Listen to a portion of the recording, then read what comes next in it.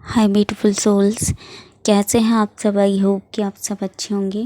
आज मैं बात करूंगी क्या मैरिड ट्विन फ्लेम भी होते हैं। तो आज का हमारा विषय यही रहने वाला है। देखिए, इस संसार में झूठ पर झूठ बढ़ता ही जा रहा है ना, जिसके चलते कोई भी व्यक्ति को यह समझ पाना मुश्किल होता जा रहा है कि क्या सही है क्या गलत है, कौन सच्चा है कौन झूठा है ना। तो हर चीज़ों में ऐसा हो रहा है, तो ट्विन फ्लेम में भी ऐसा ही होता जा रहा है। और आप देख सकते हैं कि इस समय में तो ट्विन फ्लेम ना ट्रेंड बन गया है सोशल मीडिया पे। जिसको देखो वही ट्विन फ्लेम है या बनना चाहता है, और जिसको देखो वो ही ना ट्विन फ्लेम की चर्चा कर रहा है। फिर भले ही जो है वो व्यक्ति ट्विन फ्लेम हो या ना हो, उसने कोई भी एक्सपीरियंस किए हों या ना किए हों, है ना। तो ये बात मैं उन्हीं लोगों के लिए बोल रही हूँ जो वास्तव में ऐसा करते हैं। और बहुत से तो ये बोलते हैं कि मैरिड ट्विन फ्लेम, यानी कि वो ऐसे लोगों को भी ट्विन फ्लेम बताते हैं जो ऑलरेडी किसी और से मैरिड थे और बाद में वो अपने ट्विन फ्लेम से मिल गए और उन्हें वैसे ही सब कुछ होने लगा जैसा ट्विन फ्लेम जर्नी में होता है ना। तो ऐसे लोगों को भी क्या कहते हैं कि ट्विन फ्लेम बताया जाता है ना। और वो लोग खुद को ही ट्विन फ्लेम बताते हैं कि हम ट्विन फ्लेम हैं, है ना। तो आपको क्या लगता है कि यह बात सही है कि गलत है ना। मैं आपको बताती हूँ कि ये बात पूरी तरह से गलत है। मैरिड ट्विन फ्लेम नहीं होते हैं।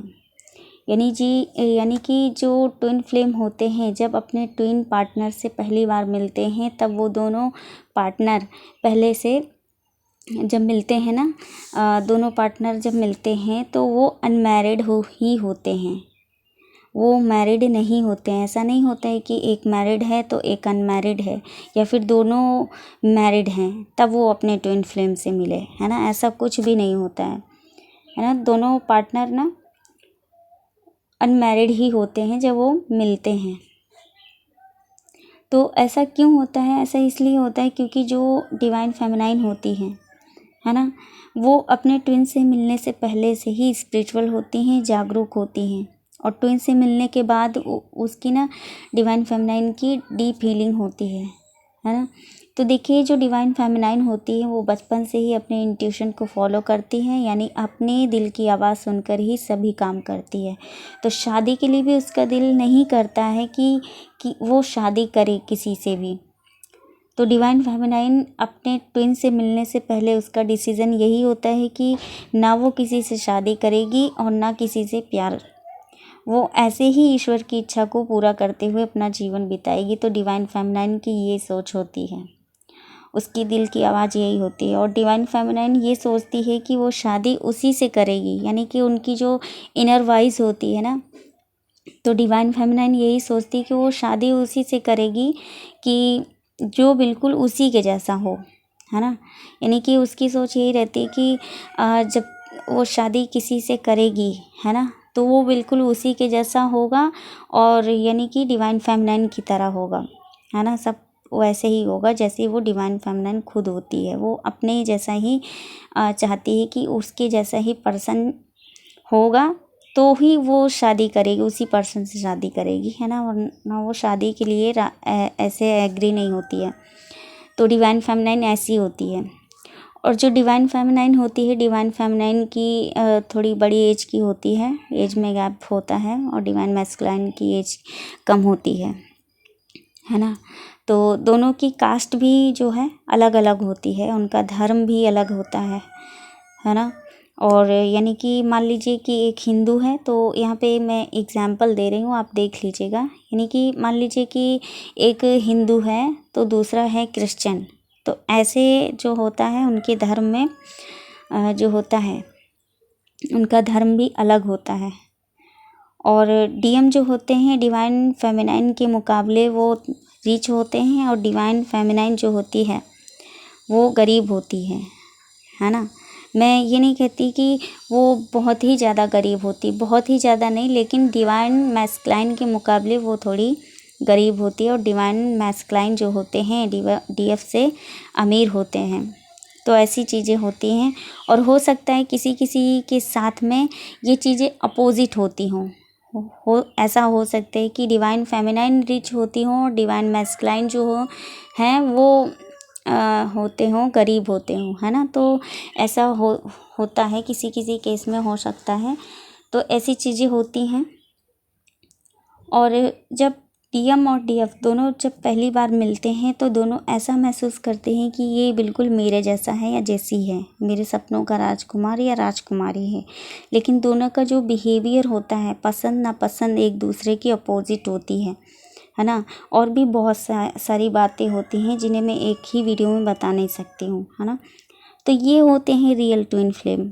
इन्हें कुछ भी किसी और से पूछने की ज़रूरत नहीं होती है ना। और इन्हें किसी और से गाइडेंस लेने की ज़रूरत नहीं होती है। और अपनी ट्विन फ्लेम जर्नी को, ट्विन पार्टनर को किसी और से कंफर्म कराने की ज़रूरत नहीं पड़ती है। ऐसे होते हैं रियल ट्विन फ्लेम, है ना। तो यहाँ पे मैंने ट्विन फ्लेम का थोड़ा सा ही बताया है, बहुत सारी चीज़ें होती हैं।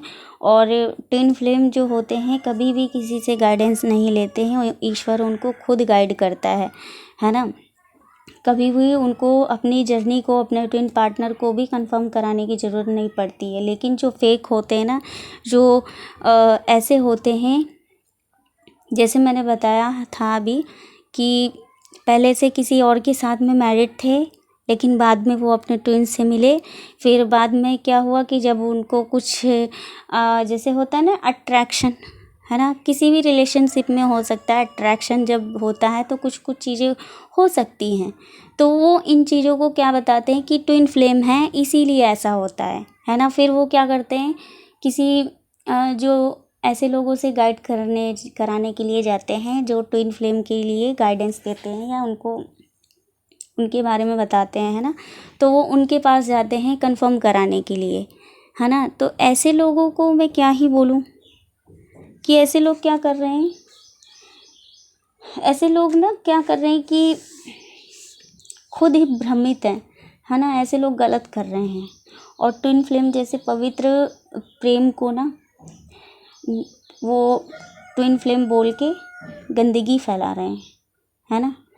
ऐसा ये लोग कर रहे हैं, बिल्कुल गलत कर रहे हैं। मैं तो यही कहूँगी कि ऐसे लोग बिल्कुल गलत कर रहे हैं। और जो लोग ट्विन फ्लेम जर्नी के बारे में गाइडेंस दे रहे हैं, ये लोग क्या सिखा रहे हैं कि हर एक चीज़ को डीएम से जोड़ देते हैं। एंजल नंबर दिखा, कोई भी एंजल नंबर दिखा तो बता देते हैं कि इस एंजल नंबर का मतलब है कि आपका पार्टनर आ रहा है या आपको मिस कर रहा है, आपको मिरर कर रहा है, और भी बहुत सारी बातें बताते हैं। मैं तो ये कहती हूँ कि जब आपकी और आपके पार्टनर की अवेकनिंग अलग अलग समय पर होती है इस 3D वर्ल्ड में, है ना, तो आप सिर्फ अपनी अवेकनिंग पर ध्यान दो ना।